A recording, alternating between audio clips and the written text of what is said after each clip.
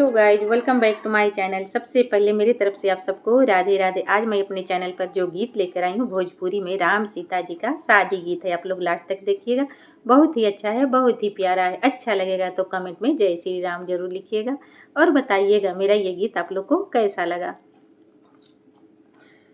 कौन गलिया आईनी राम जी का मन गलिया गईनी, कौन गलिया गईनी की कर दुवरियाए राम जी धनुषा तोड़ी आईनी, धनुषा तोड़ी आईनी।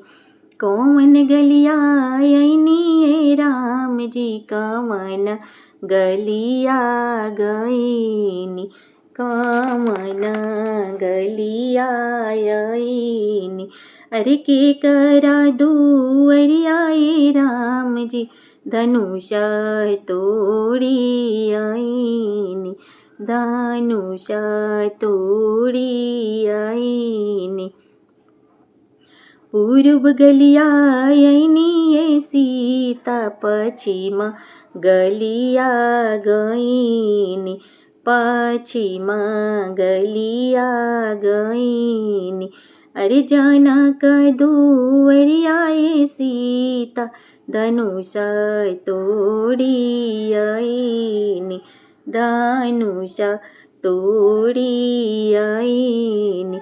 हाथवा के लेली हो सीता तिलया बटनावा, अरे तिलया बटनावा, अरे तिलया बटन।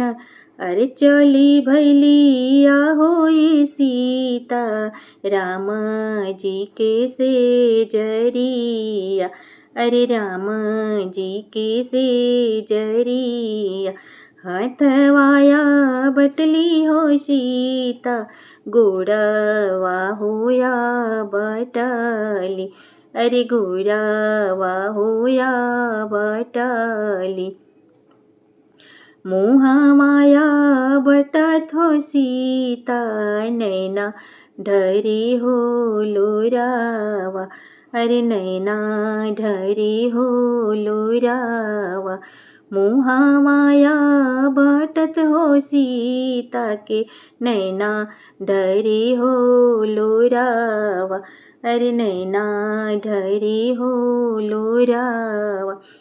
लोरावा पोछत हो राम जी के पड़ी गईले नजरिया, अरे पड़ी गईले नजरिया। किया मना पड़े ये सीता माँ बाप महातरिया, अरे बाप महातरिया। किया मना पड़े हो सीता सखिया हुशालेहिया, अरे सखिया हुशालेहिया।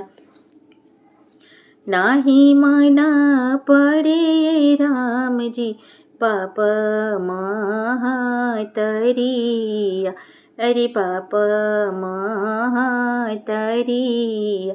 अरे नाही मना पड़े राम जी सखिया हुशालेहिया, सखिया हुशालेहिया।